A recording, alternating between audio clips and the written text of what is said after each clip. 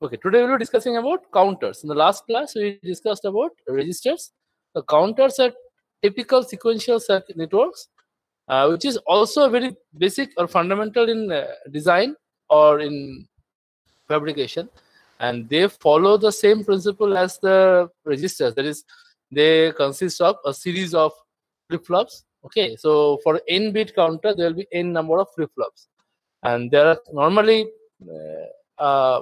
particular purpose that they serve, and the purpose of a counter, as the name suggests, is to count. That is, they go through a state of a change in states in a prescribed sequence. That is, the change in a state or the states that they acquire are already prescribed or predetermined. That is, they go through a prescribed sequence of changes, and these changes occur whenever the input pulses are received.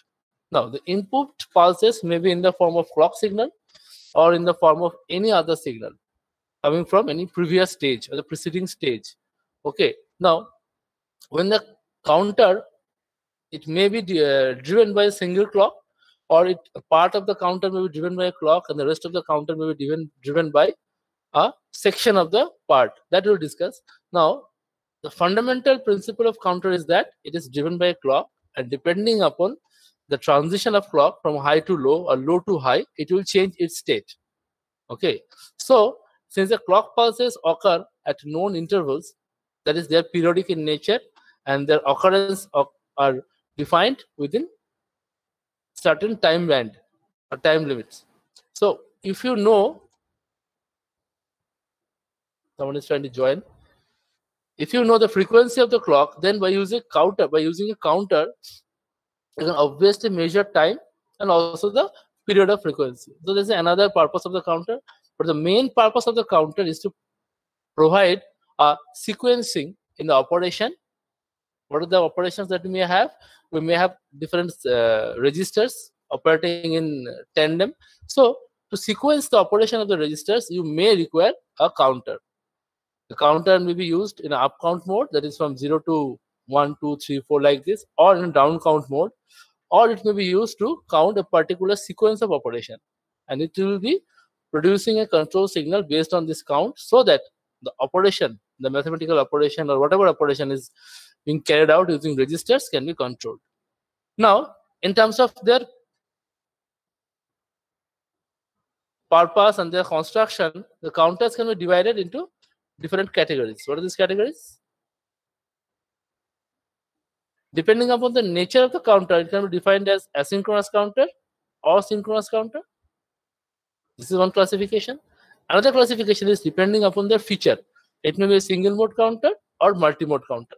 Single mode counter means it counts either in up count mode, or in down count mode. That is, it counts in a 0, 1, 2, 3 this fashion, or it counts in 8, 7, 6, 5 this down count mode. That type of counters are called single mode counters. If a counter is capable of counting both from up to down, that is from 0, 1, 2, and then down mode, that is 8, 7, 6, 5, then it's called a multi-mode counter. This is another mode of counter that is called a modulus counter. It depends on the number of flip-flops you're using to design a counter. Okay. So let's start with the fundamental classification. There is asynchronous counter and synchronous counter. As the name suggests, asynchronous counter means there will be a clock, but entire operation will not be dependent on a single clock. How? The asynchronous counter, what it does, a particular clock signal is used to trigger a flip-flop, but all the succeeding flip-flops are excited by the output of preceding flip-flop except for the first flip-flop.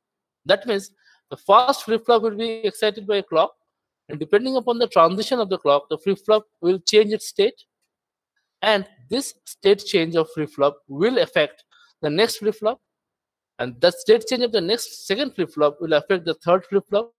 In this way, the operation will be propagated from the first flip-flop to the nth number of last flip-flop.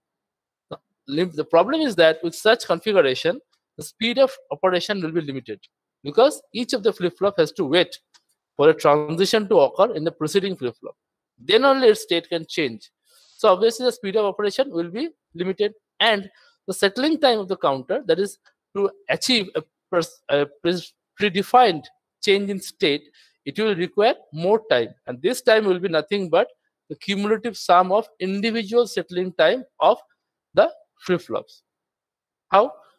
Whenever the clock changes its state, say from high to low, the first flip-flop will change its state, but if the change in state is from low to high, that will not excite the second flip-flop. So second flip-flop will only be excited if it is negative edge triggered or falling edge triggered. It will only be excited when the first flip-flop changes state from high to low. So it has to wait. Again, as soon as the first flip-flop changes its state from high to low, the second flip-flop will not change its state. It will wait for certain, it will take some time. Say this is a propagation delay to the flip-flop before it can its state can change. So in this way, this propagation delay will be transferred from one flip-flop to the next. And in this way, the entire system or the entire counter, the settling time for the entire counter will be the summation of settling time of each of the flip-flops. And since this type of operation is propagated from, say, left-hand side to the right-hand side, from the first flip-flop to nth flip-flop, just like a form of a ripple, that's why it's called a ripple counter. And you can also recollect that when you're discussing about serial or serial count register or series register, where the data was incorporated in a series manner, that is 1 bit at a time, then in that case the operation was very slow and it took 1 clock pulse for each bit of data. So that is the same problem we're having with the asynchronous counter or the ripple counter, since there's a ripple effect. On the other hand, the speed limitation of this asynchronous counter can be overcome by applying the clock pulses simultaneously to all the flip-flops, just like a parallel register, where all the data bits are loaded in a parallel register at a single clock pulse, because all the flip-flops are excited by the same clock, and as soon as the clock transition takes place, all the flip-flops are updated with the value. Okay, now if you consider a synchronous counter, therefore the settling time of a synchronous counter will be equal to that of a single flip-flop, because all the flip-flops are operating at unison or simultaneously. That is why this type of counter, that is synchronous counter, is called a parallel counter, just like a parallel register. Okay, now obviously both asynchronous and synchronous counter can operate in 2 modes, that is count up mode or in count down mode. Right? Now, when a particular counter can count only in count up or count down mode, this is single mode counter. And if the same circuit can be used to operate in both up and down modes, it will be called a multi-mode counter. So we'll discuss about that again. Now, the last definition is that modulus counter. What is the modulus? If you define a counter or design a counter using small n number of flip-flops, then the maximum number that can be counted will be 2 to the power small n, because each of the flip-flop can be in state 0 or 1. So for each flip-flop, there is a possible 2 states, and therefore the total number of states that the flip-flops can acquire will be 2 to the power small n, say that is capital N, and this is called the modulus number. Now, if a flip-flop or a counter made of small n number of flip-flops, counter counts from 0 to capital N minus 1, that means it counts all its capital N states, then we call that a mod n counter or mod 2 to the power small n counter. However, if a counter is designed to count only up to a value which is less than capital N, or the full capacity or all the states are not utilized, then that is called a mod less than n counter. So for a 3-bit counter, if it counts from 0 to 7, there is all the 8 states available, then it's a mod 3 counter. Whereas if it is counting from 0 to 6 or 0 to 5, and 6 and 7 are not counted, then it will be called a mod less than 2 to the power n or mod less than 8 counter. So it will not be a mod n counter, it will be mod less than 8 counter. In this way, you can define mod n and mod less than n counter. Right? So let us first discuss about an asynchronous ripple up counter. That is, it will be counting from 0, 1, 2, and we are considering here only a 3-bit counter. See, it's a 3-bit counter, and it is made up of, it is designed using 3 T flip-flops. Say flip-flop number 0, 1, 2. See, the T terminal of all the flip-flops are connected to VCC so that the T is remaining high during the entire operation. Whenever a T flip-flop has 1 or high input in its T input port, what will be the output? At each clock pulse or each clock transition, the output will toggle, right? 1 0 0 1 1 0, like this. Now here's the interesting thing.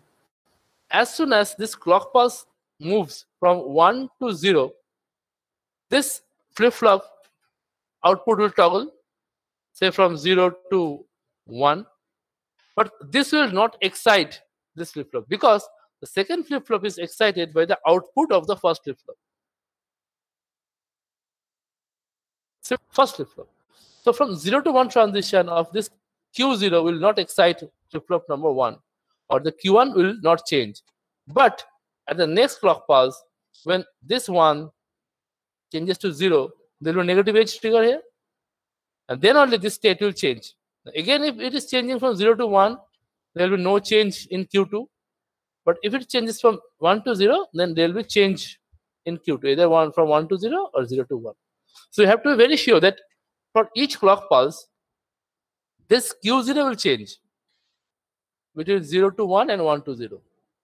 However, only during the change of Q0 from 1 to 0 will the output of flip-flop 1 will be excited or changed, right? And again, only on the change of Q1 from 1 to 0, flip-flop 2 or the Q2 output will be changed. So if you look at this, for 4 such clock pulses, this state will change twice in this fashion from 1 to 0. So there will be 2 such negative edge, and of these 2 negative edges, this will only once change from 1 to 0. So for 4 clock pulses, what are you getting? For 4 negative edge of the clock, we're getting 2 negative edge of Q0. Similarly, this will change. Sorry, this will change 4 times, but this will change only twice because there will be only 2 1 0 transition. So this will change twice. So among these 2 changes, only once will this change because there will be only 1 transition, 1 0. This will be more clear if you look at the timing diagram. Let us come to the timing diagram directly.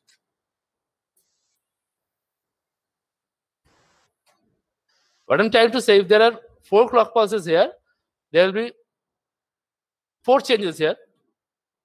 Okay, out of these 4 changes, 2 will be from 1 to 0. So from that, you will get only 1 change over here. That may not be sufficient from here. So if you consider 8 changes here, there will be 4 changes from 1 to 0 over here. And that will cause 2 changes from 1 to 0. And that will cause 1 change here. So 8, 4, 2, 1. There will be a division like this. That will be eminent if you look at the timing diagram. Let us see.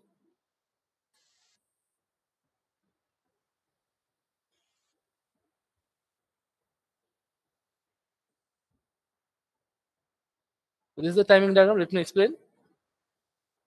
This is the clock. So there will be, sorry.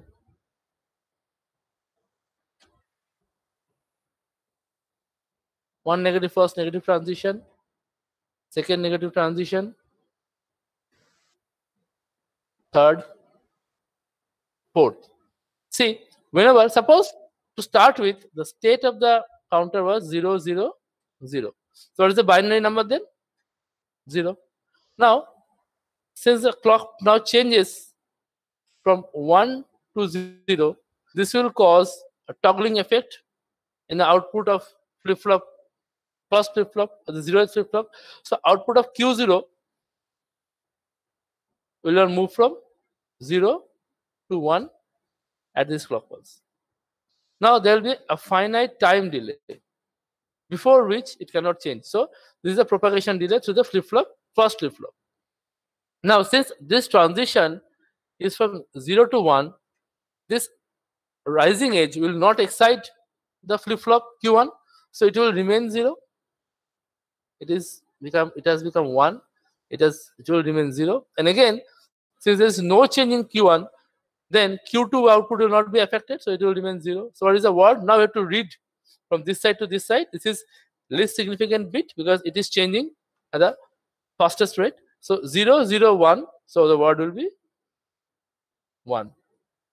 The next clock pulse, what will happen?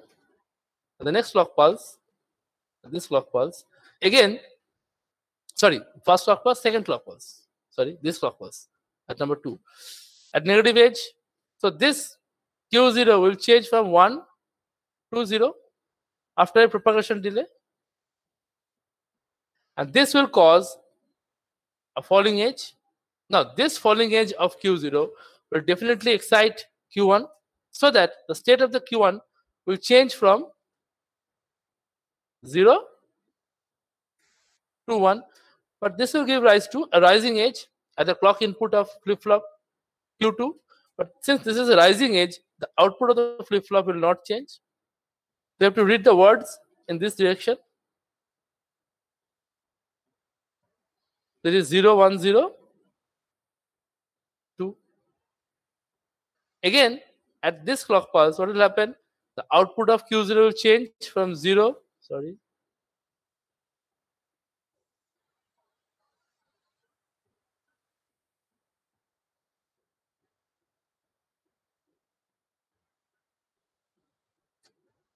At this clock pulse, the output of this will change from 0 to 1. A positive clock, so it will not change, it will remain 1. It has changed to 1.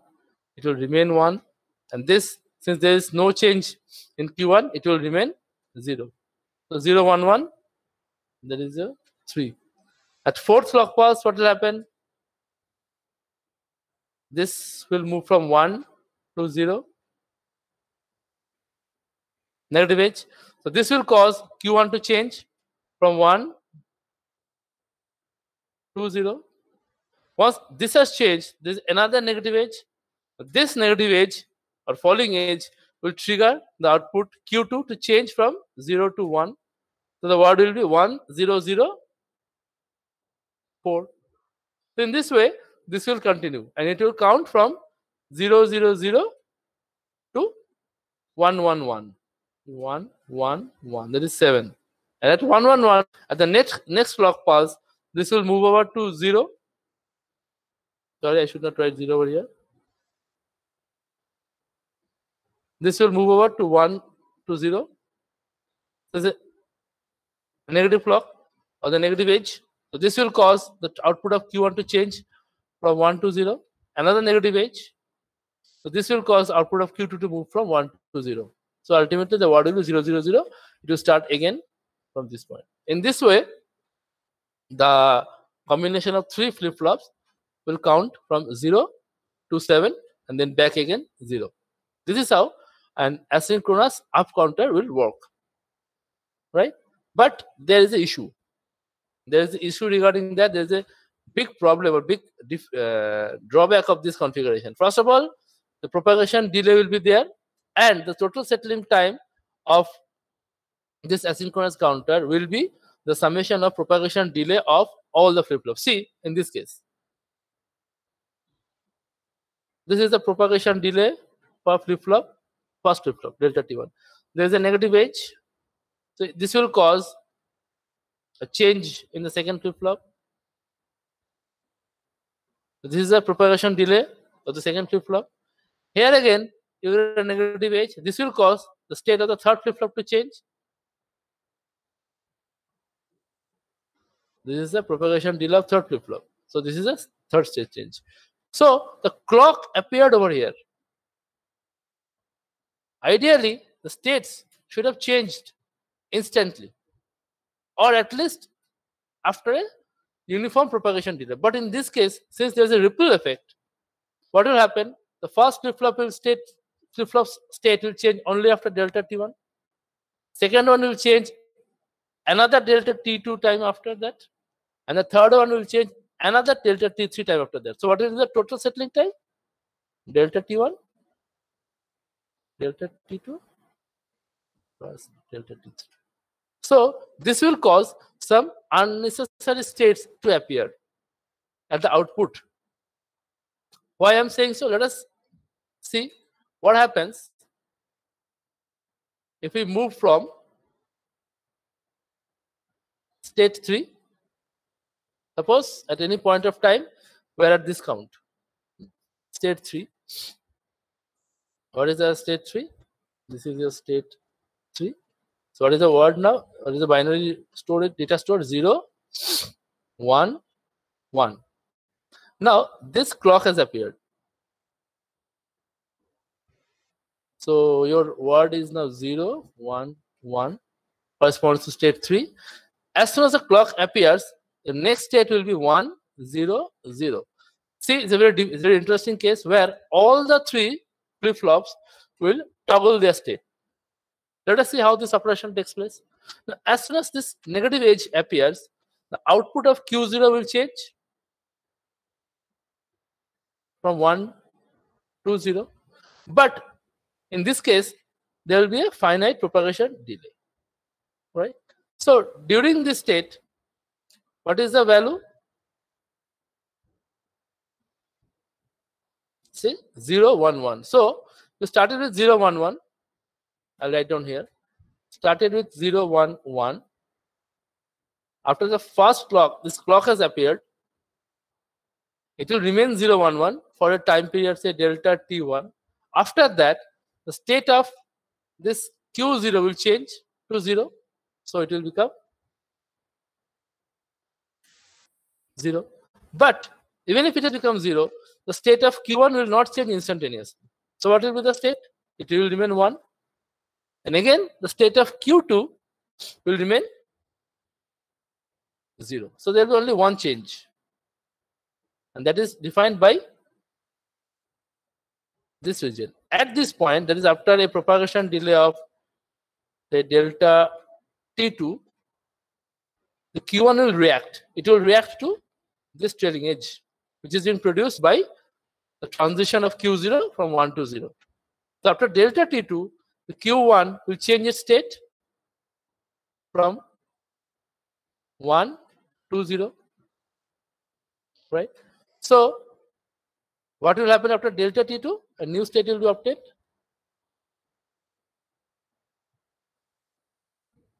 Right? This is again remaining 0. There is no change. So this has become 0. But still, although it has produced a negative edge, Q2 should change instantaneously, but Q2 will not. Q2 will change only after this propagation delay. So during this propagation delay of delta t3, this will be the output. So this will take delta t2, this will stay, and this will stay for delta t3. Now once this delta t3 is elapsed, that is after delta t3 times from this transition, this state of Q2 will change from 0 to 1. Now it will react to the negative or falling edge of Q1. So what will be the final word then? The final word will then become, this will become 0, this will remain 0, and this will become 1. So this is a desired transition from 0, 1, 1 to 1, 0, 0. And we expected this to happen instantaneously. But instead of that, what is happening? We are getting 2 intermediate states, 0, 1, 0 and 0, 0, 0. This is all due to the propagation delay in individual flip-flops.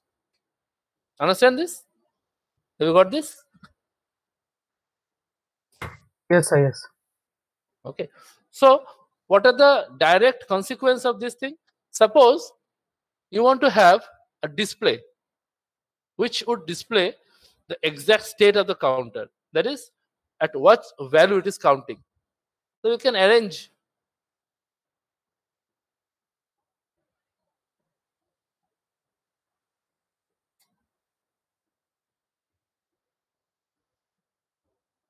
a circuit like this. Is it visible? The circuit? Yes, sir. Yes, sir. Okay. So what I have done, this is a simple counter. Okay. Now we have connected the output of this counter to AND gates, 8 number of AND gates, and the output means we have connected Q and Q bar as a complement, such that each of these AND gate outputs will be high only when this particular count is achieved. And this count can be marked as 0, 1, 2, 3, 4, 5, 6, 7. See what will happen?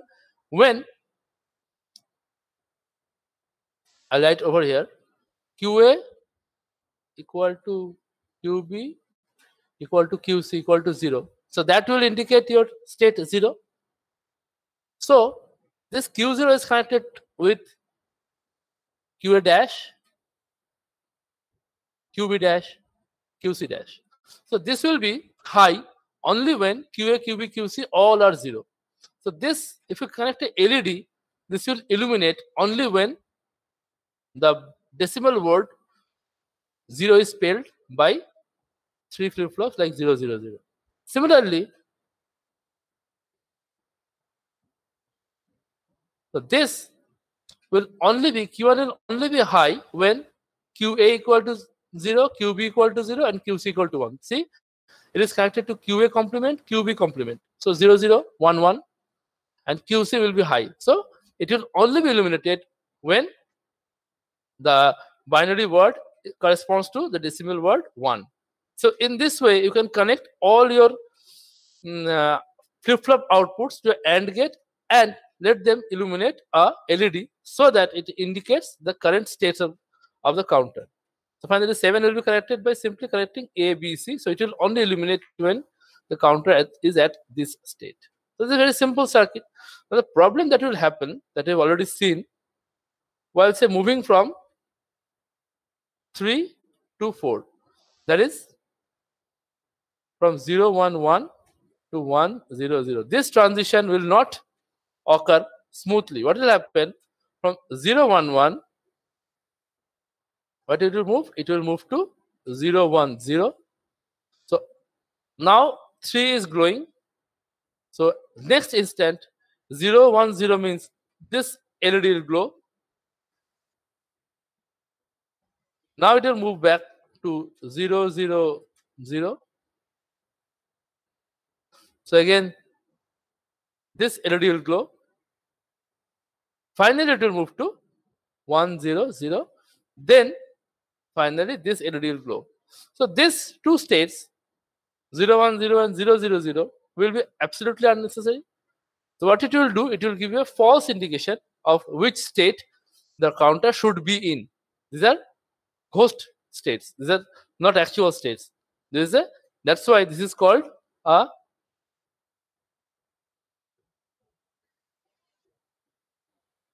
glitch. I think red is not visible over here. Or spike. These are called glitches or spikes that will appear because this LED, they are very much sensitive to change in voltage. Even if it is there for a fraction of a second, it will change its state. It will glow. Okay. So this glitch or spike will be appearing. So how to eliminate that? How to eliminate these glitches or spikes?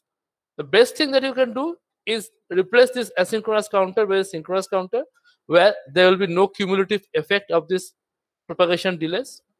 All the states will change instantaneously, so there will be no problem of glitch. But that is completely another scenario. It will require more circuitry, more hardware. It won't be a very simple counter as this.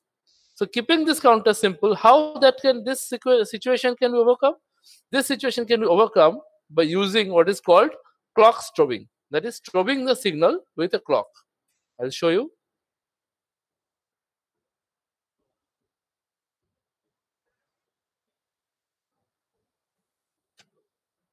See, you consider any of the AND gate where you have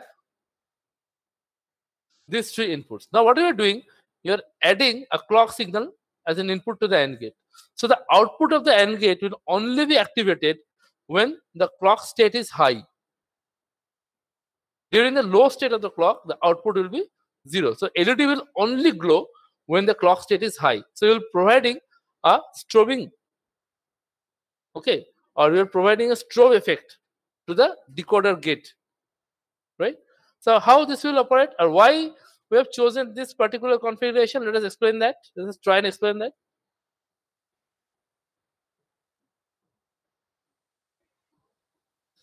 If you look at the timing diagram that we are discussing, see in this case, so any transition, say from this 3 to 4, well, this was happening, or this transition, you have to assume that the propagation delay, the 3 propagation delays that you are dealing with, that is delta T1 plus delta T2 plus delta T3 is less than T. What is T? T is the period of each of these pulse, right? If that is so, see what is happening. As soon as this clock goes low, it will stay low for a period of T seconds. The worst case, where it has to go through 3 state changes, 1, 2, 0, 1, 2, 0, and 0 to 1. If you can ensure that all these 3 state changes are occurring, or the propagation delay associated with these 3 state changes accumulate up to a time which is less than capital T, then this operation will be complete by the time it again moves to 1. So in this way, you can ensure that while the clock is at its low state, whatever state changes you need to have in the flip-flops have been completed. So once the clock now changes to state 1, then the AND gate will be getting activated. But by that time, all the flip-flops have arrived at their final state, following 2, 3 intermediate states. But those 2, 3 intermediate states will not be reflected at the output, because the clock signal was low during that period, and that was disabling the AND gate. Once the AND gate is enabled after T seconds, capital T seconds, all the flip-flops are now set to their final value, right? So in this way, you can avoid such glitches. So this will require an additional circuitry that involves, you have to strobe the signal, output signal, via that positive pulse of clock. Okay, in this case, you will not have such glitches or spikes, right? Understood?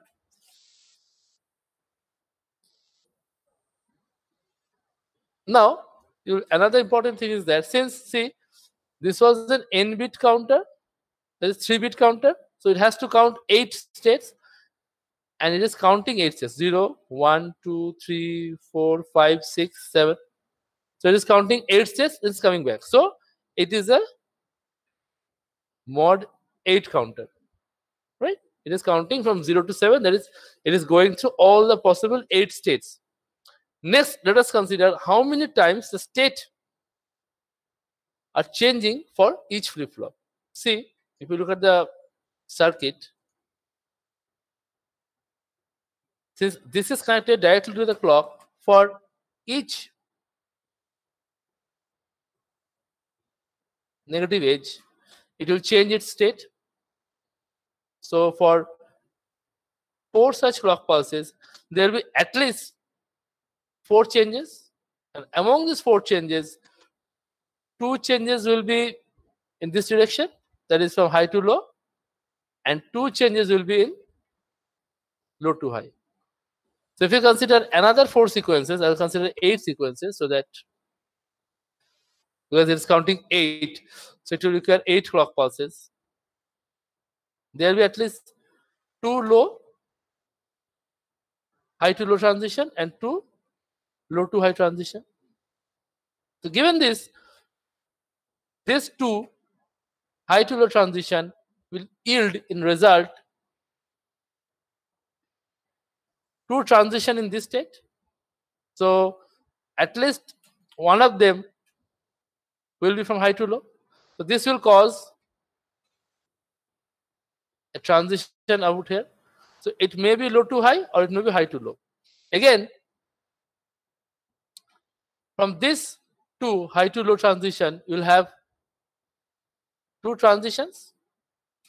So there will be at least one of them that will cause the output to go from high to low.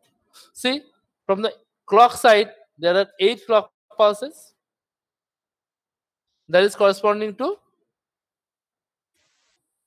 this state changes. 8 state changes. Now this negative edge means 8 negative edge clocks. So there will be correspondingly 8 positive edges, positive edge of the clock. So there basically are 16 clock pulses, 8 positive, 8 negative. That corresponds to 8 change of state in Q0. That corresponds to 4 state of change in Q1 and 2 state of change in Q2. Okay. So this is much more evident if you look at the table. See? This clock is changing 0, 1, 0, 1, 0, 1 at each state. This change is happening at 0, 1, 0, 1, 0, 1, but the frequency of this change is half of that of the clock frequency. Right?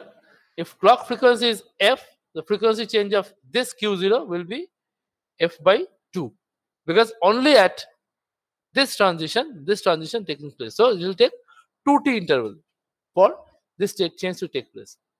Again, if you look at the Q1, the change is 0, 0, 1, 1. So it will be again f by 2 by 2, that is f by 4, because for this transition only, it will go through a transition. So with respect to clock, for 4 clock pulses, there will be only one change.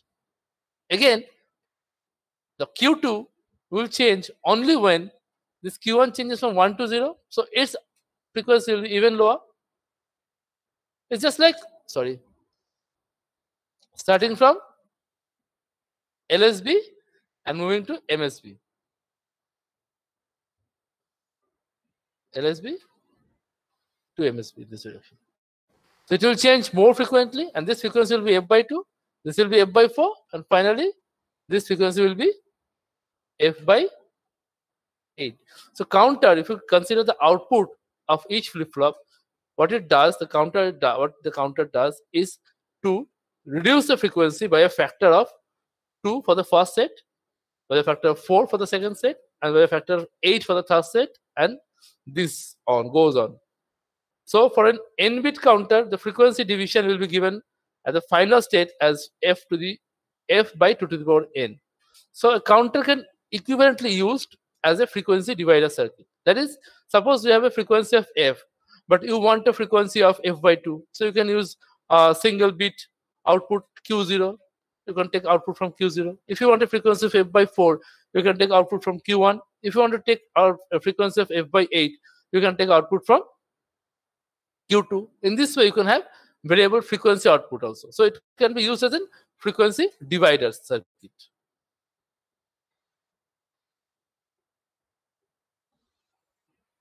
Now let us consider a counter which is a mod less than 2 to the power n counter. That is, it will count not up to 7 for 3-bit configuration. Let us say it will be counting up to state 6, and then it will come back to 0. That is, it will only go through 6 state changes from 0, 0, 0, such as from 0, 1, 2, 3, 4, 5. Then it will come back again. So how that can be done? So that can be done using a configuration like this. If you just look at the configuration, it is same as before, right? But the only change is that we have now introduced a additional circuitry. There is an NAND gate, and the excitation to NAND gate is provided from Q0 bar, Q2, and Q1. So what does that mean? This means whenever the output reaches a value where Q2 equal to 1, Q1 equal to 1, and Q0 equal to 0. Then this NAND gate output, what will be the NAND gate output? All this will be 1, 1, 1, will be 0. So this will cause all this clear terminals to be enabled because they are active low. So this will instantaneously reset all the flip-flops, right? So what will happen? The counter will count up to 110, and instantaneously, as soon as it reaches the 110 state, the output of the NAND gate slight propagation delay to the NAND gate. As soon as this happens, it will now move over from that 110 state to 000 state instantaneously, because all the flip-flops will be reset, right? So how many states it will count? It will count up to 6 states, right? That is why it will be called a mod 6 asynchronous counter, right? Let us see how this operation takes place. The initial counting phase is identical as before. The clock pulse, it started with 0, 0, 0. At the first clock pulse, it has become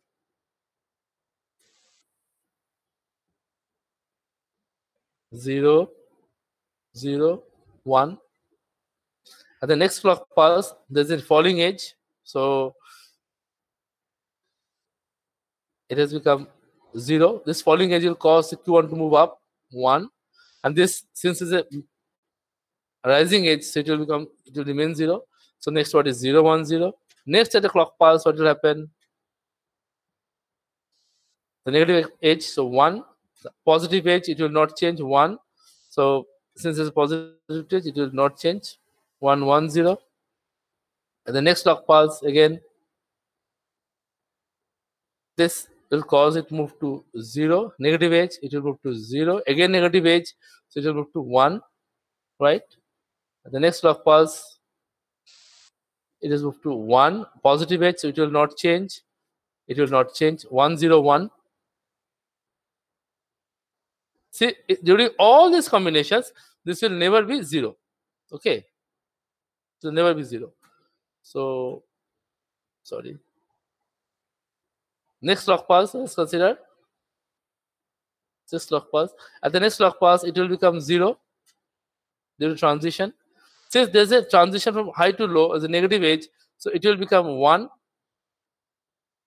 Since there's a high to low to high, it will remain 1 during this period. So this point,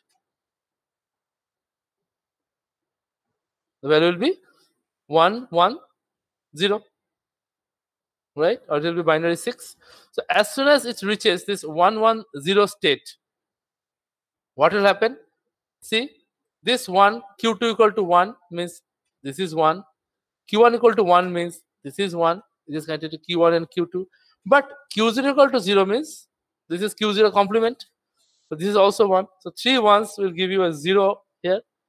So after this propagation delay, the slight propagation delay, what will happen? This will reset all of them to 0.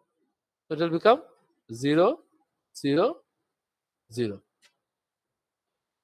Right?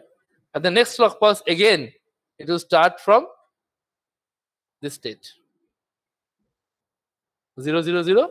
At the next clock pulse, it will again be counting 0, 0, 1. This is 1.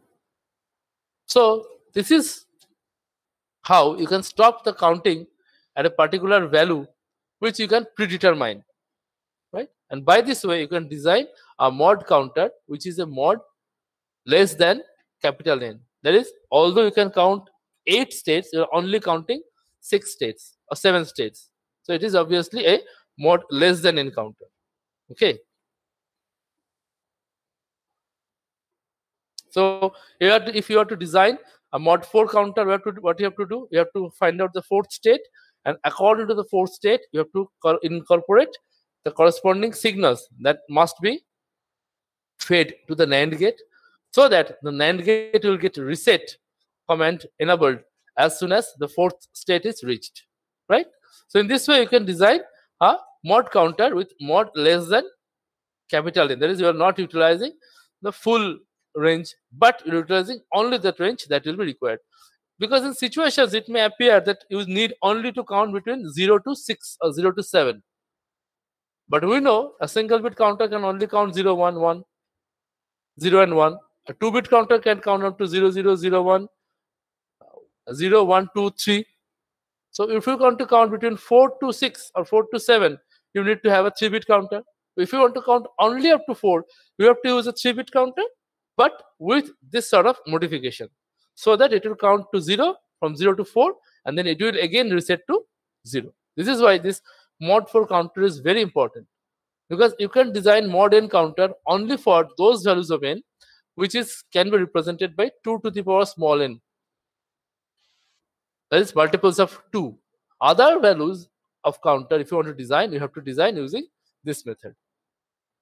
Okay. Next, so far we have been discussing about ripple up counter. Now let us focus on ripple down counter. That is, it should count from 111 to 000. So we will discuss about 3 possible ways of designing a ripple down counter. And this will be a slight modification to what we have done so far in designing a ripple up counter. The first one is the most easy one. That is, we are using the same configuration. See, there are 3 flip-flops, say flip-flop Q0, Q1, Q2, just like before. The only change is that we are taking output from the complement states. Previously, we have been taking output from Q0, Q1, Q2, but in this case, we are taking output from Q0 dash, Q1 dash, and Q2 dash. And we are claiming that this state change of Q0, Q1, Q2 will be giving rise to a down counter. Let us see. I will mark those with red. Those are the actual outputs. That is Q0, Q1, sorry,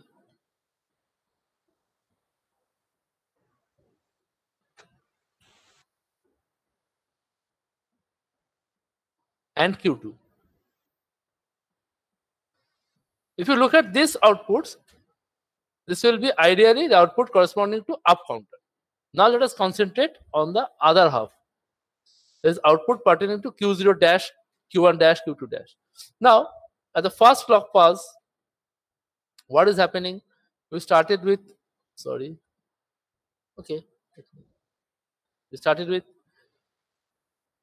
0, 0, 0. At the first clock pulse, it will be 1, it will remain 0, it will remain 0, 0, 0, 1. So what happens to the Q0 dash terminal? It will be first 1. As soon as this clock pulse happens, it will transit from 0 to 1. So the Q0 dash will be 0. Right? What about Q1 dash? It remains 1 because Q1 doesn't change. Similarly, Q2 doesn't change. So what is the binary word now? Starting it was 1, 1, 1. So it was, if I write down here, it's like 1, 1, 1 is Q2, Q1, Q0. Now the binary word is 1, 1, 0. Right? The next clock pulse. So here, what will happen? This will become 0. So since it's negative transition, this becomes 1. Positive transition, so this remains 0. So what about the complement states? This will become 1, that is Q0. Q1 dash will be 0. And Q2 dash will be complement of 0, 1. So in this way, if you proceed, you will see it will be typically a down counter. Say at the next clock pulse, what will happen? This is the last time. It's very trivial. It will become 1. It's a high transition. It will remain 1 and it will remain 0. So what about the complement states? 0, 0, 1, 7, 6, 5, 4. At the next instant, what will happen? This becomes 0, so this will remain 1. This becomes 0, this will remain 1. This becomes 0, so this will be 1. But this becomes 1, so this will be 0. So it will be 3. So in this way, it will count from 1, 1, 1 up to 0, 0, 0. Now what we have done? We have done nothing. We have not changed anything. We are just taking output from Q0 dash, Q1 dash, and Q2 dash instead of Q0, Q1, Q2. If you look at the transition of Q0, Q1, Q2, you will find it is the up counter. But if you take the output from Q0 dash, Q1 dash, Q2 dash, it will be a down counter. Okay. So this is one way of arriving at a asynchronous down counter, and this is nothing but a slight modification of asynchronous up counter. Now this is one possibility. Another possibility, let us discuss about that, will be the fact that the excitation to a particular flip-flop at the clock to a particular flip-flop, this flip-flop, previously it was through Q. Now we'll use Q dash to excite the next flip-flop. Similarly, this Q dash will be used to excite the next flip-flop. So the flip-flop number 1, that is Q1, will change its state only when Q0 dash moves from 1 to 0 or Q0 moves from 0 to 1. Similarly, Q2 will change its state only when Q1 changes from 0 to 1 or Q1 dash changes from 1 to 0. Right? Let us see. Let us try to explain these things. So again, what I will do, I will differentiate between this Q0 and Q0 dash by this. This is your Q0.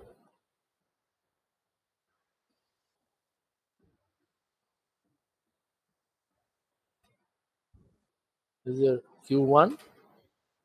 In this case, again, we are taking Q0, Q1, Q2 as your output. Okay. So your output is Q2, Q1, Q0. So you started with 0, 0, 0, right? As soon as this first clock appears, Q0 will change its state from 0 to 1. So this will cause Q0 dash to move from 1 to 0. So this will be a negative edge. This negative edge will trigger Q1 to change its state. So Q1 is now at 0. So it will cause Q1 to change its state to 1. If this happens, what happens to Q1 dash? It moves from 1 to 0. So again, this will be a negative edge. So this Q1 dash, change in Q1 dash from 1 to 0 will trigger the state of the Q2. So it will move from 0 to 1. So what will be the word now?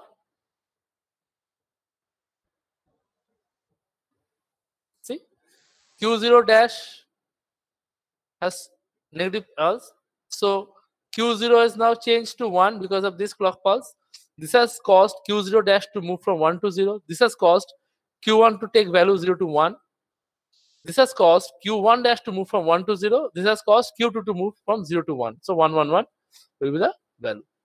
Next, and the next clock pulse, this Q0 value will move from 1 to 0. So Q0 dash will move from 0 to 1. So this is not an active change. So this will remain 1. And Q0 dash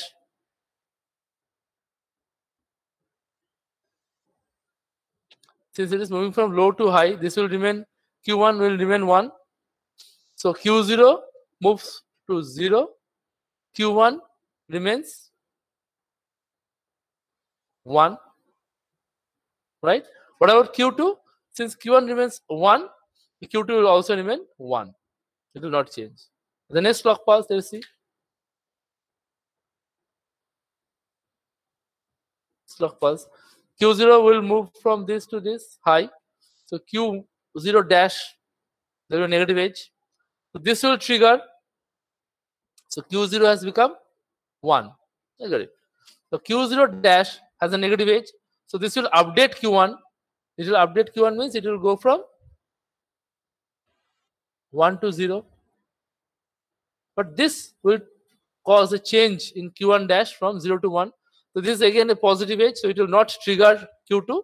So it will remain as it is. Finally, at the next clock pulse, again there will be negative impulse, negative edge, trailing edge at Q0. But this is not what we are looking for. We are looking for a negative edge in this. But in this case, Q0 dash will move from 0 to 1. So this will not cause any change in Q1. It will remain 0. Since Q1 is not changing, this Q2 will not change again.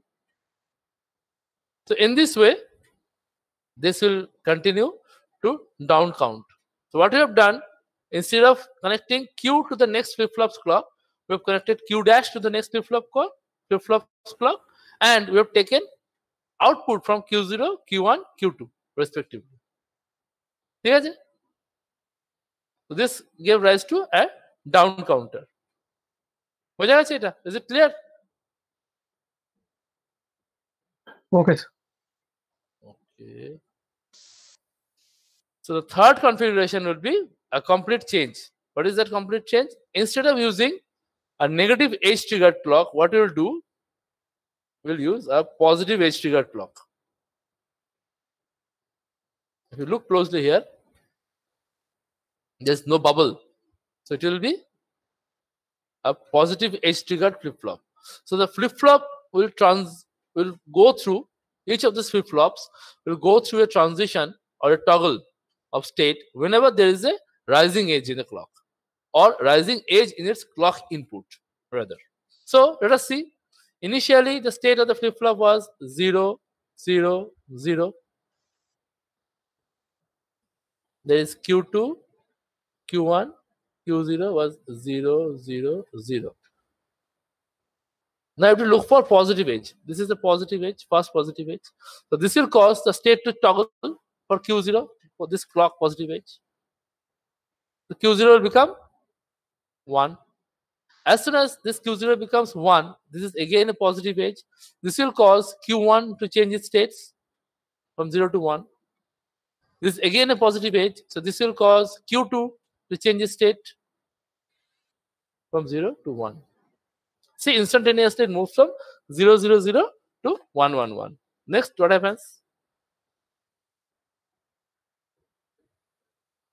See, and the next positive edge, the Q0 changing state from 1 to 0. So no edge triggering is happen for Q1. So Q1 remains same.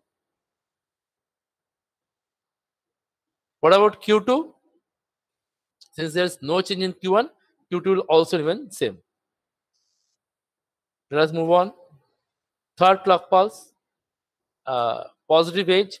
This will cause Q0 to move from 0 to 1, a positive edge. So this will cause Q1 to change from 1 to 0. But this is again a negative edge, so it will not cause any change in Q2.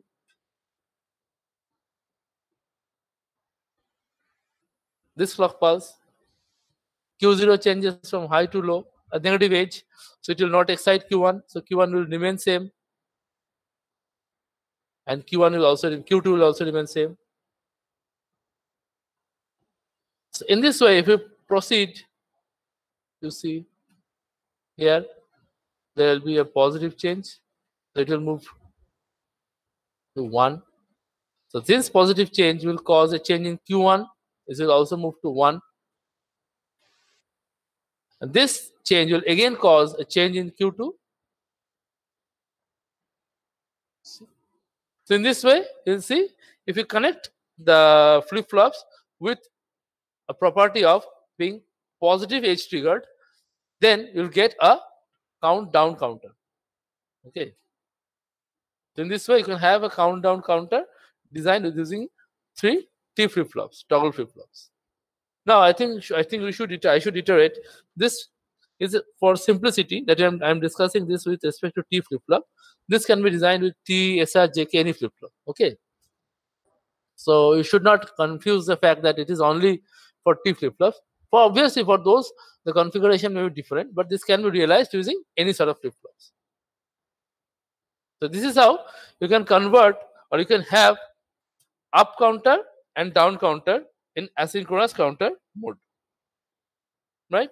Now let us consider a multi-mode counter where a single counter can be used to count both up and down. How? There's an asynchronous up-down counter or a multi-mode counter.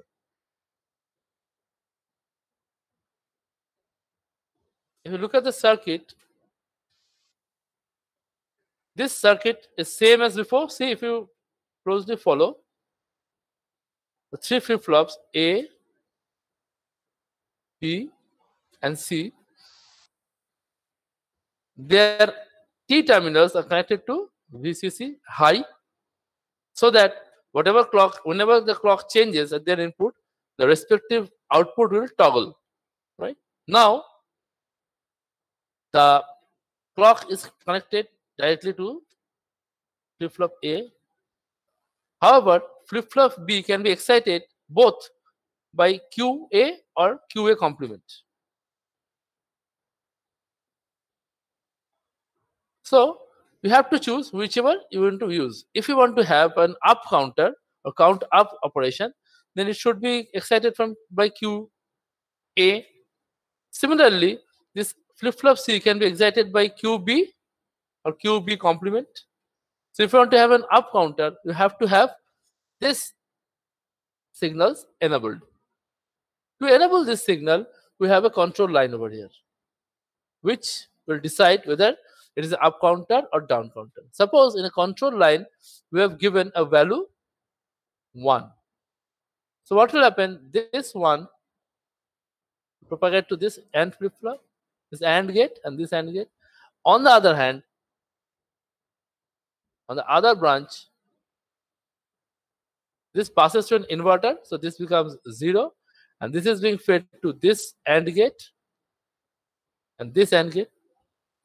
What will happen? Since these are 0, this flip-flop 2 and 4 will be disabled, whereas 1 and 3 will be enabled.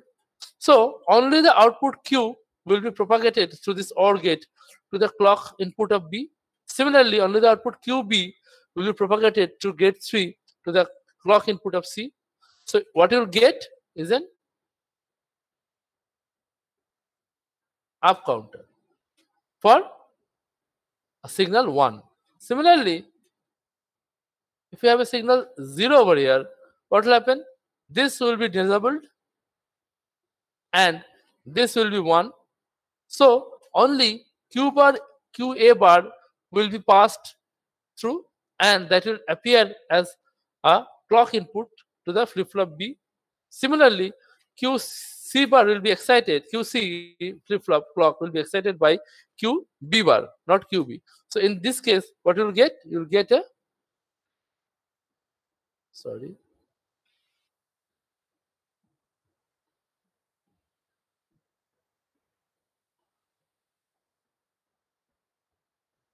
down counter for a value of 0. So in this way, by just changing this control signal by 0 or 1, you can decide whether the counting operation will be in up count mode or in down count mode. Okay. So in this way, you can design both up and down counter using this sort of a single configuration. Just a minute, I'm getting a call. 1 second.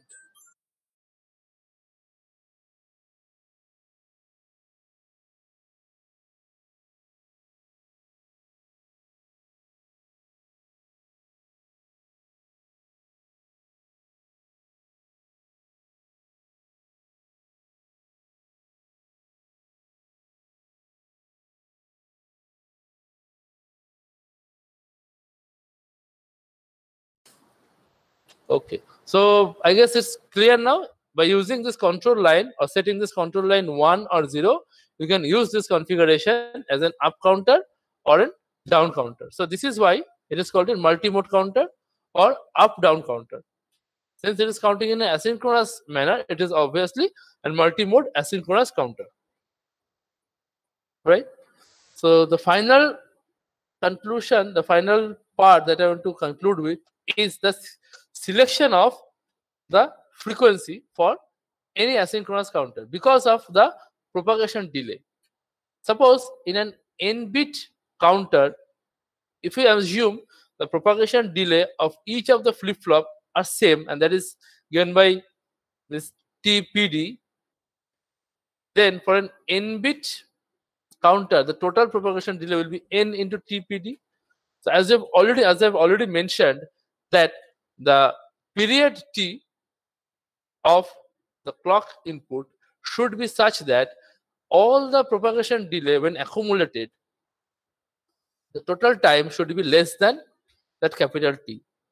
That is why all the flip-flops will be set to their final value before the clock changes from low to high, so that you can have this strobing effect. If you keep this in mind, so for an n order counter, the maximum frequency that you can have will be defined by this relation, such that,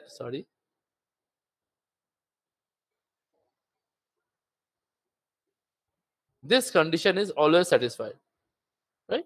So obviously for asynchronous counter, there will be a restriction on the selection of the frequency of the clock input. Okay, so the frequency should be less than or equal to this particular frequency. If we consider the frequency term, so it should be less than or equal to 1 by n into TPD, so that the total time elapsed in the n number of flip-flops to set to their final value is less than the period capital T of a clock pulse. So there will be a finite limit with respect to the frequency of a asynchronous counter. Whereas in synchronous counter, this limit will be there, but since there will be only one TPD, so the frequency of operation for a synchronous counter will be much higher than this asynchronous counter. Okay. So I think I'll stop here. Now in this note, I have some different asynchronous counter operations, for example, and given some ICs. Just go through them. It's nothing very important. This is, I think, BCD, mod 5 operation, mod 3 operations are given. Okay. This is self-explanatory. I think I have given you enough explanation. Okay. So how these counters are operated. And this group B IC counter, you will be using this particular counter, is 7493 in your 4th year laboratory to design a ladder network or a counter circuit or a staircase wave generator. So this may be interesting. Otherwise, these are very simple logical things and some examples of some counters. Okay, so I'll not discuss about them. We just go through them. I guess I have discussed regarding that basic principle of operation of these up and down counters. And if you have any doubt in this respect, feel free to ask. Have you got any doubt? No, sir. Okay, fine then. So in the next class, I'll discuss about synchronous counters. So before I leave today, what about your exams? Any notification and when your exams will be happening?